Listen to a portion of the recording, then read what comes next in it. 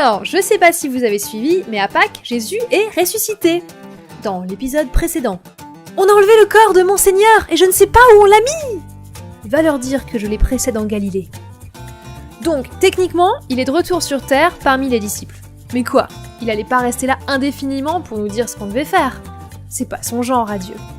Ce qui nous amène à l'épisode du jour. L'Ascension. L'évangile en Playmobil. Et pas que. Pendant 40 jours, Jésus est apparu aux disciples d'Emmaüs. Et donc en fait, Jésus il est ressuscité et même que c'est moi.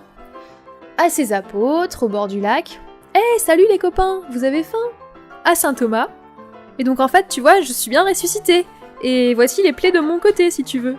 Enfin, ce soir-là, il prenait encore un dernier repas avec ses apôtres et en profitait pour leur laisser des dernières consignes. Restez à Jérusalem, notre Père va vous envoyer un super cadeau. Ouais, cool! Vous serez baptisés dans l'Esprit Saint, comme on vous avait promis. Ah ok, et sinon c'est quand que tu rétablis la royauté en Israël? Que tu boutes les Romains hors de Jérusalem, et tout? Il ne vous appartient pas de connaître les délais que le Père a fixés dans sa liberté souveraine. Mais youhou, vous m'avez compris? Vous allez recevoir le Saint-Esprit, et vous serez mes témoins à Jérusalem, en Judée et en Samarie, et jusqu'aux confins de la terre. Et là, pouf, sur ce, ils le voient s'élever et disparaître à leurs yeux dans une nuée. Il reste à fixer le ciel. Bah, il est où?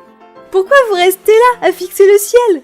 Jésus, qui a été enlevé du milieu de vous, reviendra de la même manière que vous l'avez vu s'en aller au ciel. Conclusion, Jésus s'en va, mais il ne laisse pas les disciples seuls, il leur envoie l'Esprit Saint.